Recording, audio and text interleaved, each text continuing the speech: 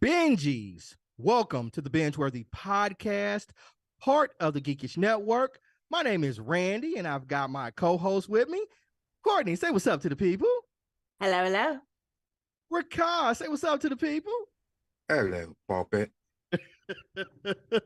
And Chuck, say what's on. Say what's up to the people. What it do? We are the BingeWorthy podcast, and today we are going to discuss The Legend of Vox Machina to let you know if this show is binge-worthy. The premise of The Legend of Vox Machina is the Vox Machina is faced with saving the world yet again, this time from a sinister group of dragons known as the Chroma Conclave. Rodney, how did the BingeWorthy crew rate The Legend of Vox Machina for our initial rating? BingeWorthy's all across the board. Okay, that makes sense. Now we're going to talk about that. In the chat, if you are watching, please comment in the chat. And one of the great things about having a live stream here is that we will respond to anything that you say. If you have any questions or any follow-up or any answers, we will respond to you. So for season 2 of The Legend of Vox Machina, it picks up directly after the events of season 1 ended. The king is just abdicated his crown in favor of democracy, and Vox Machina are being heralded for their heroism and bravery. Then a group of dragons swoop in and just cause a whole lot of havoc. So, Courtney, what did you think about this opening scene for season 2? These dragons coming in here. I mean, those dragons came in full force. They let you know it was up right away, and I was all the way for it. I was like, what is happening right now? You know, because I love them. The Chroma Conclave came with it. 100%. So, Chuck, speaking of these dragons, they look pretty good. So I'm curious for you as our animation expert, what did you think about the quality of the animation for season 2? Amazon threw the bag directly at a titmouse and at the Legend of Vox Machina production crew. Was like, y'all take all our money, because that animation is by far some of the best animation I've seen. It's almost on the same level as Avatar: The Last Airbender. The quality of animation. It's not Disney feature film, but it's some of the best in TV class.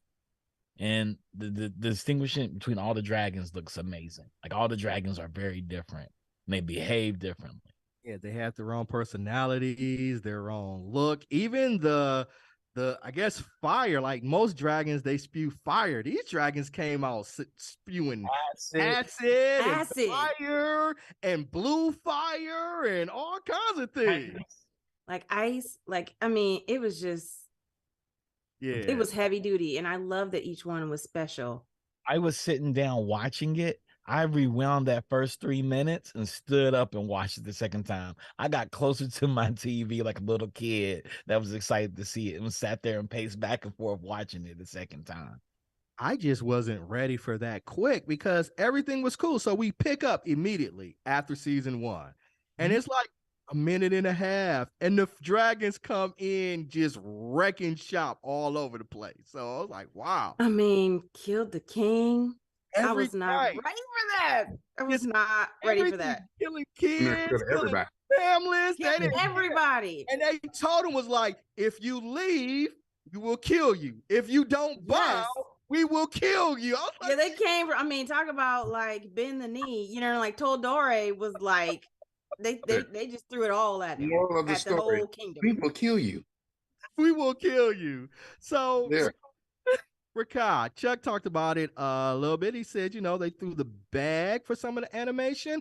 What did you think about the overall look of the entire series?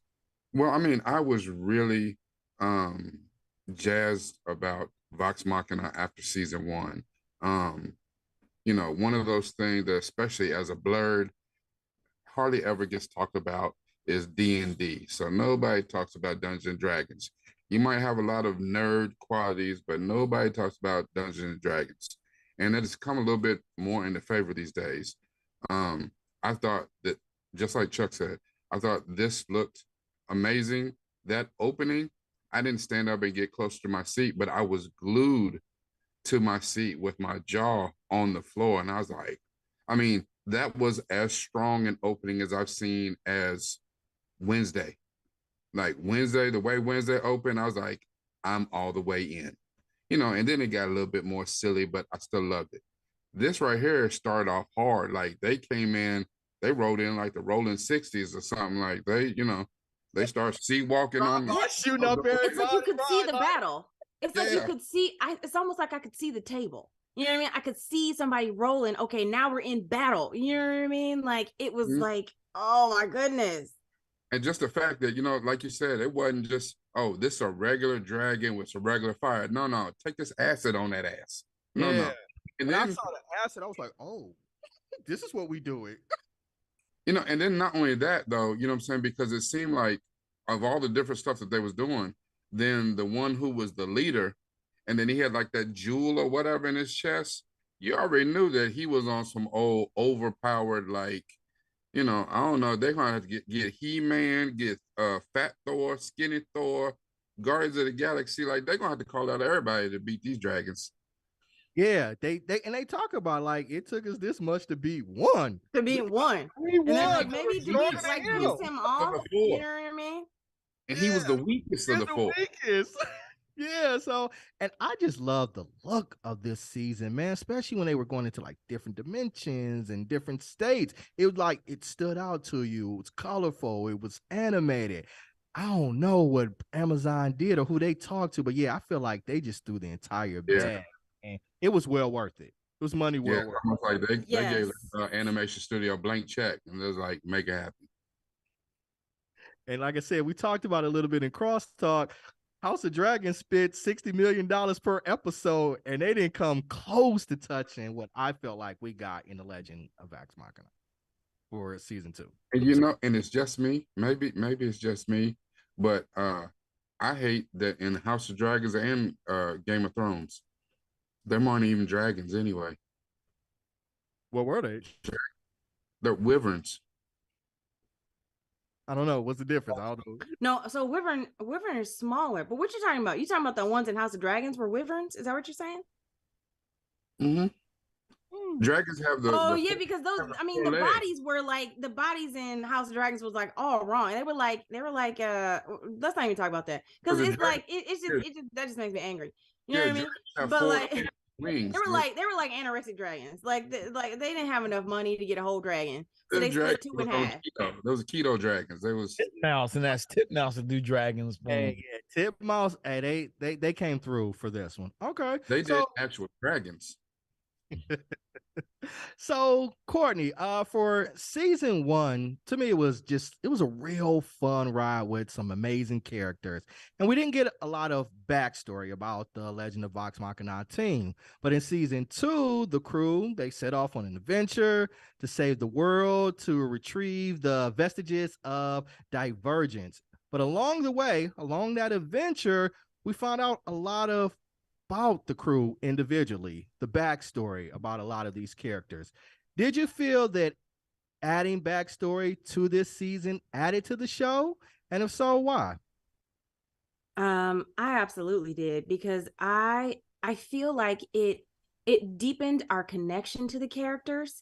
It gave us a reason to want more, because I found myself deep diving, like after each episode, I found myself deep diving into the history of like, you know, critical role. Critical Role. Critical Role. Yes. I found myself deep diving into the actual original gameplay of Critical Role. And I learned too much. I learned too much because that's what the story did to me. Yeah. It left me wanting more. And so like after each of those 3 episodes dropped, I was like, oh, wait a minute. That's it. That's it. I can't, I need more. You know, I need to know what's going to happen to these characters because so that backstory, that history, it opened it up for us in such a way that, you know, it was like I was part of the team. Yeah, I thought, I was all for it. So, Chuck, which, if any of the vestige of Divergence interest you? And of course, the vestiges. yeah, which one of them interests you in the corresponding story, if any? I did like the Knuckles. I did like that story. Thanos, he got double Thanos gauntlets. I did like double gauntlets. I did like the gauntlets. I also like the bow and arrows. The bow. I want the bow. Was dope. I wanted more of the bow though. The Knuckles, I knew what time it was. I knew it was time to get busy. The sword, we didn't get to see the power of the sword to the very end. But yeah, I did like the Knuckles. I love how they were earned too. That backstory was amazing. With the Knuckles? Yes. Grog's back. Oh my God. Grog's story.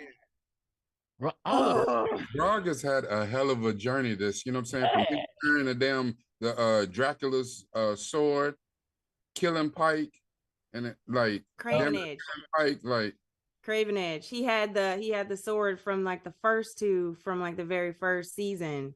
Yep. You know, that he took from the vampires. Hey, when he challenged his uncle or whatever, and then figured out where his strength comes from, I damn near hollered like I was at a basketball game. Yes, because the snow god kept coming back to him. Where does your strength come from? And I was like, it comes from your fans, that's your family. Like, yeah, me in tears. Like, I was emotional. I was like, it comes from inside you. You got it, Grog.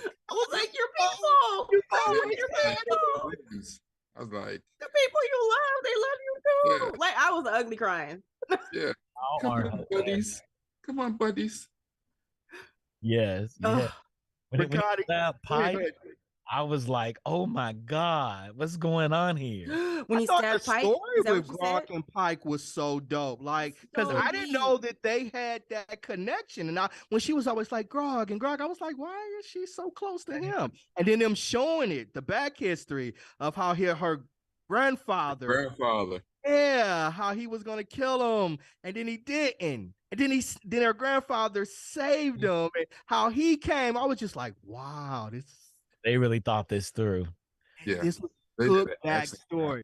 This wasn't wasn't the Book of Boba Fett backstory. This was pertinent backstory. There was no BAFTA tank, thank God. I think my favorite verses, like as much as I like the Knuckles, like I really like the Knuckles, but I think I like the bow more because when I went into the Fey world or the fairy world or whatever, and what she had to go through, like where he preyed on your pain and your sorrow or whatever, what she had to go through to get it, because she was gone. She was gone until he said something to her or whatever, and she remembered what like, said to her. Excuse me. Wait, what? Yeah. She was like, you had me up until. Yeah, and then she remembered what Percy said to her. Percy got them puppy dog ass for her. He did. No. He did. Yeah, that snapped her right out of it. Let her die. And she said, my heart belongs to somebody else. Yeah, that's what he's like. He's like, you have to give me your heart. And she was like, nah, fam. He don't put his name on this one. Yeah. Percy put it work. I don't own that anymore. Percy don't even know that he got it. Right. He got it. He has no idea he got that heart. No idea. You know, her and Vax, they're both out of it. They're both gone. So what do we think about Vax, and what was the one? Keyleth. Keela, yeah. I love Keelan. their little Yeah. So I like, love their little dynamic. And Keely was one of the characters I didn't necessarily love as much in season one. But her dynamic with Vox, I thought that was great. yeah, Yeah. it was interesting. Like I love them together because their story, again, I told you I did a deep dive and I'm not gonna spoil it for you guys. But they're like from season one, when he was all about her and she told him, no, like I'm on my journey, I'm on my quest. Like basically she's having her, her journey in order to go back and lead her people. And so she basically was like, in season one, she was like, no, I'm not about that. Like I can't do that with you. So then like to see her finally acknowledging that she is in love with him. Like I do want him, but now he's on this other tip of like, I gotta figure out what's going on with this, He's with on this a like quest. with this He's on with this like warrior vest and like everything. I can't have time for this right now. He was still long. He was still going off But of her. he still loves her. I mean, Her he loves her, father of course. pointed it out, was like, yeah, this one right here, especially take care. And they both just start blushing from cheek to cheek. Yeah. Yeah, but that's the thing though, because Vex, he Vax. Vax, Yeah. Vex, he thought that he was gonna die. He thought that the Queen of Ravens was gonna kill him because he gave up his soul to save his sister or whatever. So The matron, yeah. he was shook the entire time. And even with Keyleth, like Keyleth went on, she's been on a journey the whole time. But when she went to back to her peoples and she overcame her whole thing with fire, and what I'm saying, Her story with her mom. like even though she might not be through with her quest, she's not actually leading her people. I think that she feels like she has put that behind her and she needs to finish what she's doing with them. So now she has time for, what I'm saying, a little romance, a little freaky sneaky. Yeah, but it's also like Keyleth, he's stupid. Keyleth is I didn't realize it was kind of like an airbender journey. Like she basically is an airbender and That's she what I needs to thought. master all the elements. Like she Avatar. mastered, and like fire was like the one was most terrifying for her because That she that's didn't the have to one do where it to she teach couldn't her. control, like with her, her mom kept telling her, trying to explain to her about fire. And only for Keyleth to finally get through when she was like, no, I gotta go back to my people. And Vax was like, we're on a quest. We have to go back. Like the Sphinx told us like what we need to do. We did that. We need to go. And she was like, I gotta go for my people. Like that's my family. Like you telling me no, I can't go for my. Well, you know what? You do you. I'm going for my family, and I respected her for that. And they came through. They followed. I like how they checked him. Like, that's her family, right? Right. Right? And Yes. she would have done the same for you, For you. especially you. And he's like, yeah. Yeah. He was like, yeah, you're right. He was just in his own feelings about like, the hell am I doing with this matron? Like she chasing me, man. I got these crows and these visions. I don't know what's going on. Yeah. All right. Matron's The thing that was really, like, you fight for me. You're my champion. I know that was, Matron ain't playing. The matron though, her animation is so dope. Like it was. everything When about she her, went into her that vestige world, is that just was like, when he went into that world, it was like, oh, Sister? She's gonna take the soul of his sister, and he said, "No, take me." And she sat there and thought about it. The way she looked at him, I was like, "Oh man, oh man." She sat there and But- thought about it. You could see her thinking. She's like, "Okay, I'll take you." But not only that, but no, it was more than that. She's been chasing him since the beginning. She's been like she knew who he was. She knew he was her next champion. So she's been following him since forever. I So just she's like waiting how for him. she was waiting for him to step up to it. yeah. When he was covered in the blood and he walked in like the ocean and she goes into like his realms, like the purples were bright and everything. This world, it was just like, wow, they did a really good job of That it. was dope as hell. Even the fact that he took advice from Scanlan to just, what I'm saying, you got to take the dive, you got to take the plunge. And he's just like, it is what it is. If it's my time to go, because he thought he was going to die. So, what I'm saying? And then he got in the water and the blood or whatever, and he basically drowned, to enter her realm or whatever. To give himself. He gave himself to the vestige, to his honor, his oath to her.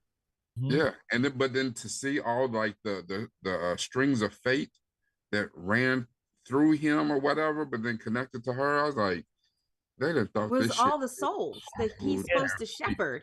He's like I don't know if you remember that Pirates of the Caribbean, like when Orlando Bloom takes the role of like the shepherd shepherding the souls. Like that's legit his job now, like in a way.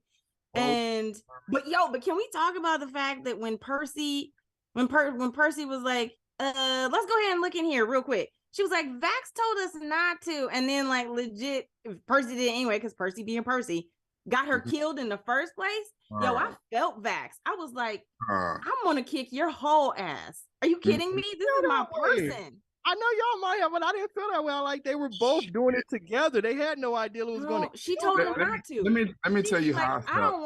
I don't know how I feel about this. Like let's just wait. Let me tell you how I felt. Star-Lord gets in his emotions and doesn't take off the fucking gauntlet off of Thanos. I was like, you stupid son bitch. That's how I felt about Percy in that moment. Yep. I was like, you ignorant. You and your dad going adventures. You who thinks you know better than everybody. You don't know shit. Sit down. Sit down. Boring science class. Shit. You got his twin killed. His twin. Are you kidding me? All you had to do was wait. Yeah. At this point, he should whoop your ass on sight. All the way. I felt him. And I was like, just one? Just one? I think they were done. All right, let's talk about something. So let's talk about like the acting quality. We know voice over acting isn't a gift that all actors share. So we'll start with you, Chuck, and then we'll go to Courtney. What did you think about the quality of the voice actors for this? My novice opinion, I think the voice acting was excellent in this. I think every character stands out. It's not only just how they sound, it's how they were written. And I think they embodied the words that they were saying. But Courtney has a better opinion than I do. Courtney, what about you? You are an actress. What do you think about the quality of the voice acting? Here's the thing that I think is the beauty of this particular series, which makes it completely different. And what a lot of voice actors in animation should take notes from is because these people, the characters aren't just characters to them. They have lived with these characters before they ever got to the small screen. So they are able to convey the emotion and the history and the love that they have for each other, for the other characters. And therefore it draws us in. Like that's the telltale sign of a brilliant voice acting performance, is because it doesn't matter that it's animation. You're connecting us through the emotion that you're conveying that we feel through this animated series. And that is the key for me. And you can tell that the love that they have, not only for the friends that are the voice actors behind the camera, but that are friends of the animated characters themselves. Mm-hmm. Yep. And so for anybody out there that didn't know this, Rakai hinted to it a little bit earlier. This started off as a Dungeons and Dragons game amongst friends, and it just got widely popular. And then they took it to Twitch, they took it to YouTube, and then they decided that they wanted to make a series out of it. They started a Kickstarter campaign. They wanted to raise, I think it was like $750,000 to shoot the pilot episode. They ended up doing like $1 million in a few weeks or something like that. So as Courtney has said, they lived with these characters for years, just doing it out of passion and the love of it before they ever made a series. And it's the same actors that were in the Dungeons and Dragons games that are a part of the actual series. So yeah, and here's what I think I read or watched something about it, that when they first start playing and they had these campaigns, I don't know if they just did them as a podcast or whatever, so you could hear the voice acting of the campaigns. But this season 1 and season 2, like they did this years and years ago. Like this is very old to them. And I think they said when they first started doing season 1 of the animated show was during COVID. So they had to do their voice acting like separately. But I think then for season 2, they were able to be in the same room and like kind of recreate what they did years ago. They said they fell back into it just like that, because like I said, they've been these characters. They have been these people, these characters for years now. Yeah. Their podcast is 115 episodes. Yeah, it's long. Yeah. So yeah, 2 to 3 hours. Yeah, we've only watched what 24 episodes. Mhm. Yeah. This There is was one cool thing that One Piece. happened when they meet the Sphinx's partner. So the second Sphinx, Yeah. tears. First of all, tears. But knowing there was a backstory that I read about, I believe it's Ashley Johnson who plays Pike, is the voice of Pike. And her character, Pike, wasn't there because the actress, Ashley, was away shooting something. So during that campaign, Pike wasn't available to be there. So she wasn't a part of the team that when Scanlan gets that sword. But because now season 2, that it was full circle moment for her, because she always was so sad that she wasn't able to be there. But now they were able to bring Pike in, and she was able to share that adventure and journey. I thought that was so cool. You can tell. They Yeah, my hands up. That's the cool scene because everybody died but Scanlan. Yeah. And Scanlan's talking to the Sphinx, and the Sphinx says he's so wise. And what does everybody do when they all form? They come back. They're like, the fuck? Exactly. Because he did the one thing. I was like, the only way you're gonna do it is to break his heart. Yeah. It's the only way you're gonna hurt him. Yeah, I love that. And on top of that, that is outstanding too, because we're talking about the backstory for all the characters. But to have a backstory like that for the Sphinxes, get the fuck out of it. Like that show is amazing. Hell, that could be its own show right there. Yeah, you could do a history. You could do a prequel. I think the backstories actually progressed the real story. It felt different from other backstories movies, because a lot of movies do backstories and it has no story progression whatsoever. Yeah, gets you to the point where you are right now, and this makes you understand why everybody's doing what they're doing. And since we're talking about this, let me say, because you're talking about the main characters who are part of the main story, but some of the guest actors and the guests who came in and voiced other characters, fucking phenomenal. Like, to use Lance Reddick as the head of the Chroma Conclave, god damn it! His voice was perfect. The only other voice that probably wouldn't be great, but I don't think he would have been able to give the performance is Dennis Haysbert. Lance Reddick was perfect as that. And I can't say it enough. I have been a Cree Summer fan for like 30 years. Yo, you know when her voice comes in. Oh my God. Know when her voice comes in. Yes. And when she turned into the black lady, I was like, are you getting You could have bought me for $1 at that point. The whole time. You telling me she was the dragon the whole time? Yeah. I was done. Face melted off. All right. So Chuck, I'm going with you. A good villain and a conflict is needed for any fantasy story to succeed. The Chroma Conclave are a group of dragons, and they're led by their leader. Was it Thorak? However, the one dragon, was it Mbasre? And what was his name? Umbrasyl. He's the one we see here the most. So what'd you think about his role as the chief antagonist for season 2? I found him very interesting because he also had a pet human that he was that was working Kelly with. Hugh. And we knew her. That's the actress. Kelly Hugh is the voice of it, but she's the one who was the teacher for Percy in season 1. Yeah. Yeah. So that he had her help him, and they knew that something was going on, and he was getting all the vestiges, and then he wasn't there to do the Chroma Conclave. I don't believe. I think he had ulterior motives. He was screaming that shit. He was like, I'm gonna get your gold for you. Trust me, I'm gonna get your gold for you. I'm gonna get these vestiges first for you. I'm gonna get these vestiges because I'm gonna whoop your ass. And he almost had them all. He was Anna like, Ripley. That's who it is. Anna Ripley. Yeah.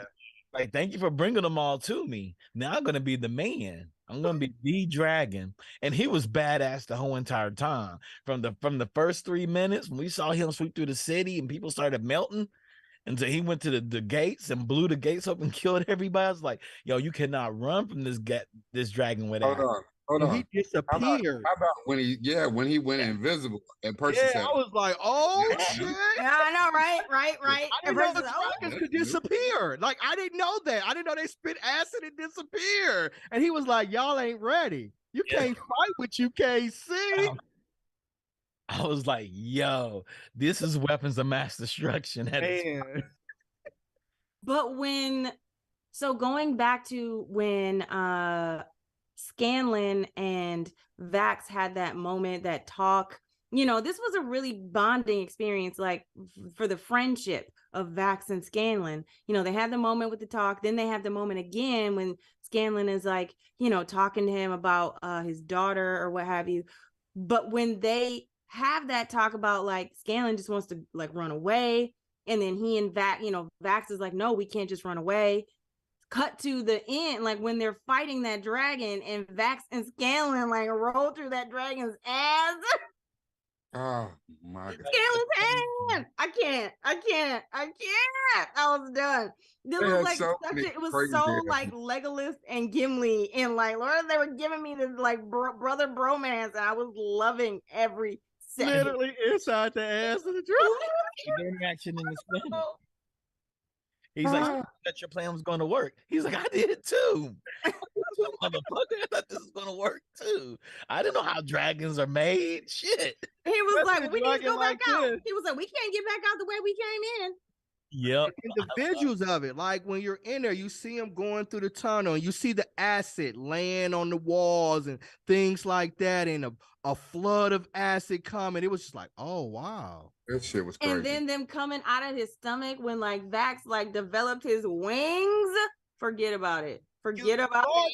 Yeah, you thought they had a chance because they stuck the sword in and it seemed to hurt him for a minute.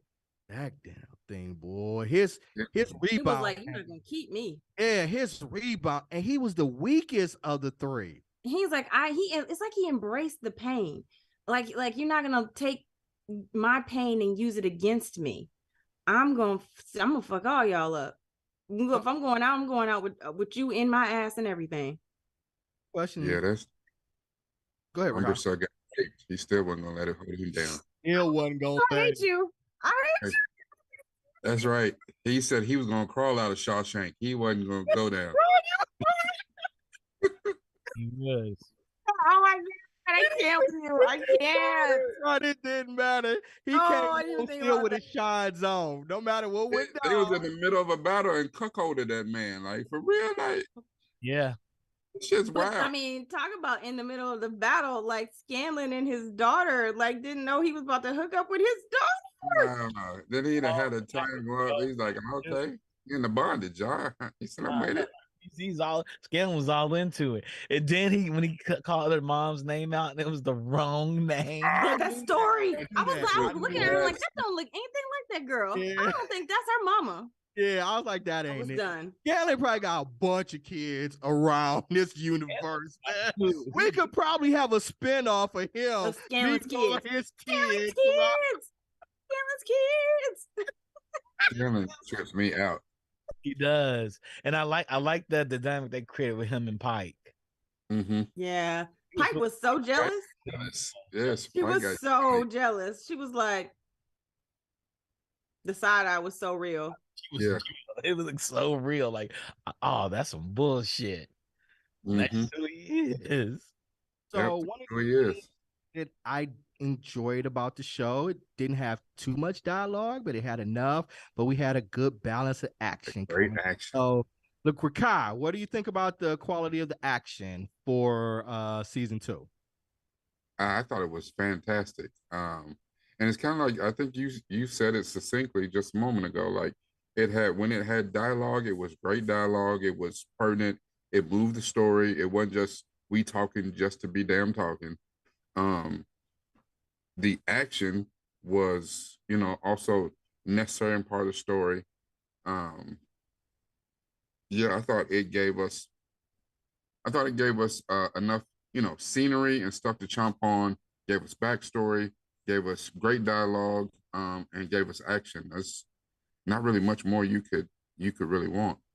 Yeah, it was the perfect balance. Like, even as much as I think that Avatar: The Last Airbender was a perfect cartoon, there was a couple, you know what I'm saying, there's, over 4 seasons, there was 3 seasons, there was episodes that were, overly talky.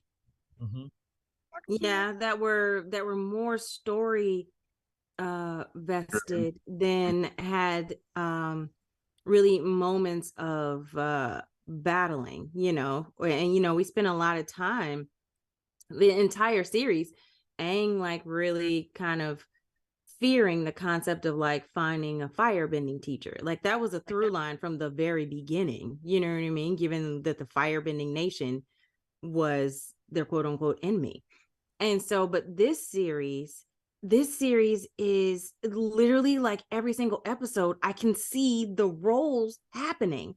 I can see like this moment's going to lead to this moment's going to lead to that moment. Like even the episode where, I mean, it's tough for me because I was like, gosh, I think the episode with Vax and Vex seeing their father again and learning about their little baby sister, and then that Vex's whole journey with the guy for the arrow, for the bow, I was like, okay, this is my favorite. Then get to Grog. Okay, no, this is because Grog's story, it's like it was just a toss up because they were all my favorite because every single moment led us to a perfect progression of battling.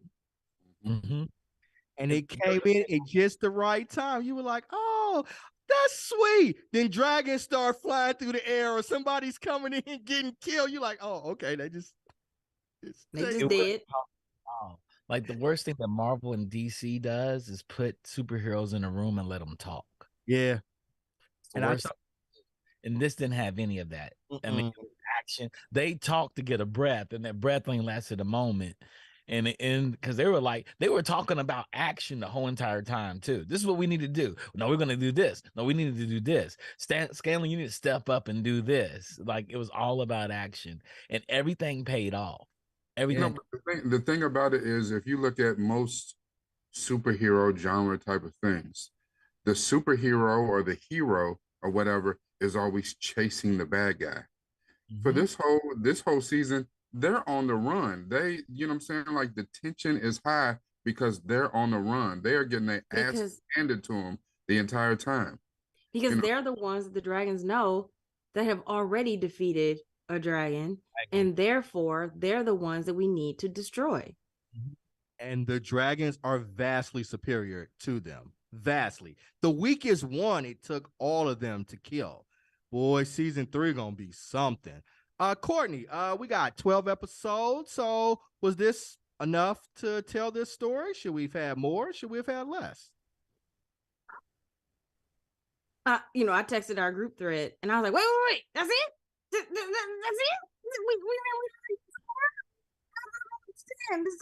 So that's it? I think it was a perfect amount to tell this chapter. It's like, if you think of it as a book, this chapter's book was from the beginning to end perfection. Do you know what I mean? Or this volume, I guess, because like the chapters were all succinct. They all led us to where we need to go. So this volume is complete. I personally am not completed just because I want more. I just want more of these characters because I feel connected to them, their successes, their failures. I want to play D&D with these people. Do you know what I mean? Like, I want my character. I want to play like, and they need a black friend, and it needs to be me. Black friends, right? I need to be invited to the game. Yeah, absolutely. I need to be invited to the game. Yeah, I need to be that black elf rogue from. You know what I mean? I'm trying to age up the little sister. I'm like, can I be the little sister? Because she black. Her mama black. I was like, oh, daddy got a black girlfriend. Okay. Yeah. But that's the only redeeming thing about him, because jeez, he was an asshole. I'm ready. Oh man. Yeah, he was a piece. Yeah. Yeah, even to the point where Vex left out there, fuck you. I was like, oh. Yeah. Really? She's never said that to the daddy. Yeah, she meant that. I feel like I already know the answer to this, but Chuck, we want a season 3? Absolutely. I was like, this is it. I feel like Courtney, like I need the next season right here, right now. They need to launch these seasons one by one every week. As a matter of fact, if we're fighting dragons one at a time, well, I need you to go ahead and greenlight season 3, 4, and 5. Well, you They- know they they got a did 3. spinoff. They got a spinoff too from the critter family. Critical Yeah, Role. it's another. Critical It's not Role. this. I don't But they even have know. If another. I don't Oh. even know But if is it a Critical Role. series or is it a podcast game? Because they're just launching a No, new. it's a series. It's on Amazon. Oh. It's on Amazon. Yeah, They have done over 400 episodes of Critical. Yeah. Right. Yeah, And they're I don't starting a know new if campaign right now. Series. I don't know if Because it's this in the campaign is same complete. world. Yeah, Yeah. but So they This have campaign another is spinoff. complete. Okay. Legend of Vox Machina is complete. Then the next campaign is complete. They're on their third campaign, apparently. Yeah, and that's maybe where this new series is going to be drawn from. The next campaign. So yeah. I'm actually listening to the Critical Role series on podcast. I was like, I gotta go to the podcast. I can't wait. This is horrible. I'm gonna have to start it. I'm gonna have to start it because like I said, I read ahead, so I know where we're going.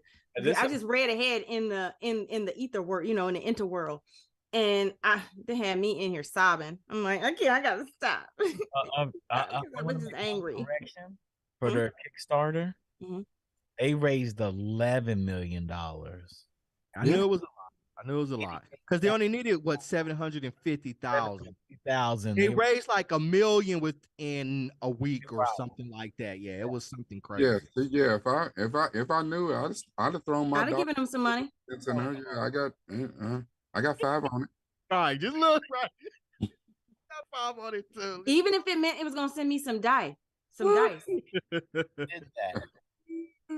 All right. So I feel like I know what everybody gonna re-rate this, but I still gotta ask Courtney, how you gonna re-rate it? I gotta ask, sir. Because if I don't, you're gonna say you didn't ask me. I want all the food. Engorgement. Okay, engorgement. I have surpassed BingeWorthy, and my stomach is about to blow up at Thanksgiving dinner because I ate too much. Oh. I figured. She need to have Vox Machina until she get the itis.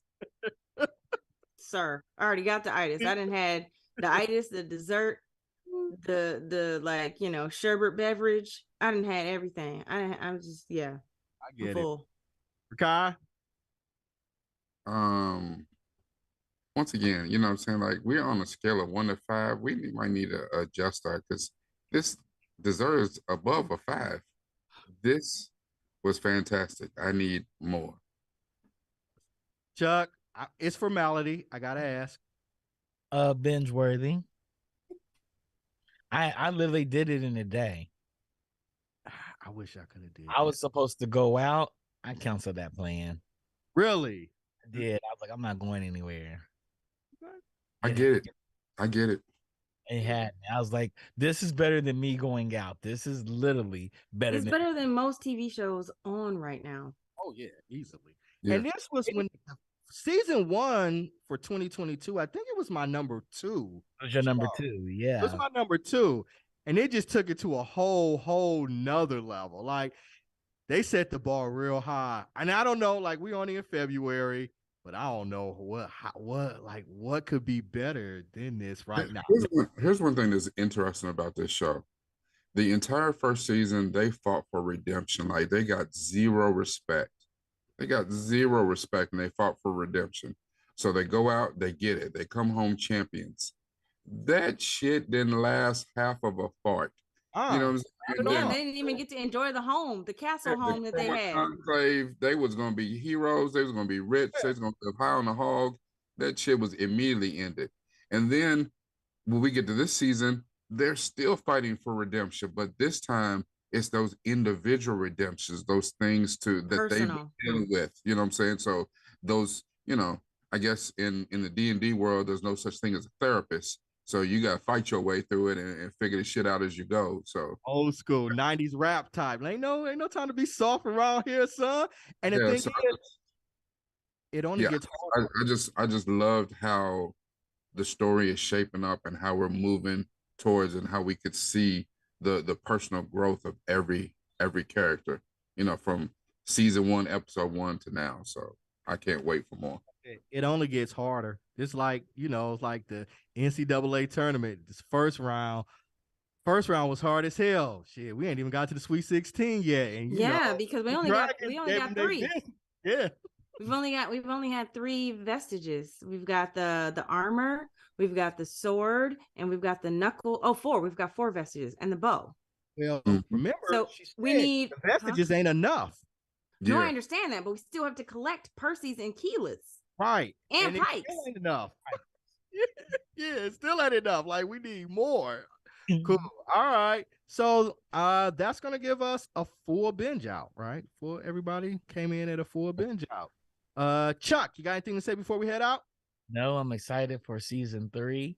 They can't give it to us fast enough. Not fast enough. I'm ready now. I'm gonna watch season 1 and 2 over before I get into season 3. They ain't I might just watch them anyway. They ain't gotta give me Keep a watching them. Mhm.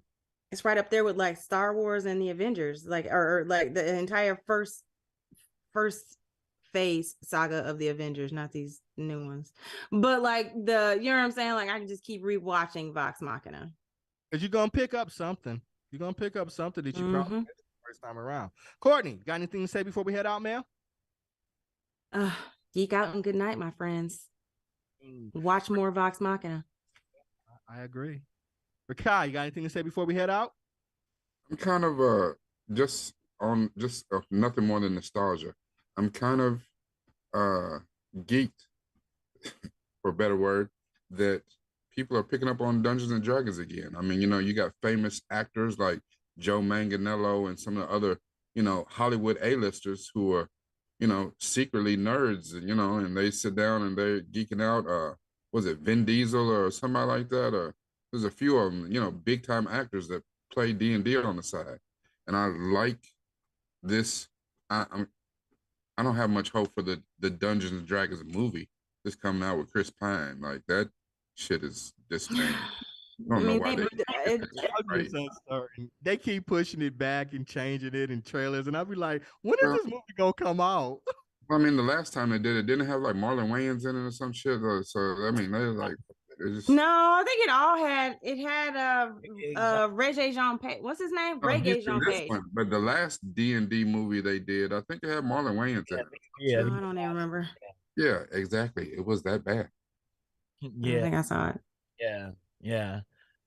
I'm kind of excited for that movie. I think they've done enough reshoots and realized they had to up it. It got love because fantasy's in right now, and they're like, "Oh shit, fantasy's really in. We got to make this shit right." Yeah, because people are mad at friggin' superheroes. So they're like, "Okay, give us some elves." Yes. At this point, if it's not on par with Vox Machina, I don't want it. I mean, it's not because you don't have creators. And that's the problem, is it like you need the creators behind the scenes sitting at the table that are crafting the story so that it's authentic and it's going to engage the viewers. You got like executives like, oh, okay, yeah, let's do some just get us a D&D movie. Whatever. Just throw them in a castle and get a horse. It's fine, right? Let's throw Chris Pine in it, but he looks clean, like he has no business in this world whatsoever. Yeah. He's the only person that took a shower. Regé Jean Page with like a terrible dreadlock wig on. You know that ain't his hair. It's like, where you get that out of Tyler Perry's closet? Oh boy. Do that by my damn self. Well, you heard it. All right, Benjis, thank you so much for tuning in. The Geekish Network, as I always like to say, we are a network devoted to people of color. We got people in front of the camera. We got people behind the camera. We got dope ass people working diligently to bring you great content. So please support us. We're on YouTube. We're on Facebook. We're on Twitch. Whatever platform, the like or whatever the equivalent is, do that. Subscribe to us and keep on coming back. Shouts out to Digital Click. Digital Click, they provide our overlays to keep us looking fly. And if you're considering some marketing needs, some advertisements, consider working with Digital Click. Want to give a shout out to Rodney, our technical director. Digital Click created the BingeWorthy scale. Rodney does all the fancy transitions and putting it all up on the screen. My guy is a beast. So thank you for that. And thank you for everybody that tuned into the chat. You know, Mark, we got to get you on the show, man. You always coming in, being loyal and support. We always appreciate that for pining in. That's why we do this. So next week we're doing National Treasure, right? Is that what we decided on? I think it was National Treasure. All right. So thank you all for tuning in, and we'll see you next week. Same geek time, same geek channel. Peace. Vox Machina. Maybe I should have done it like this. Oh, see walking in a chair. Oh, take that exhibit. Hey, lots of people, yeah, they were like.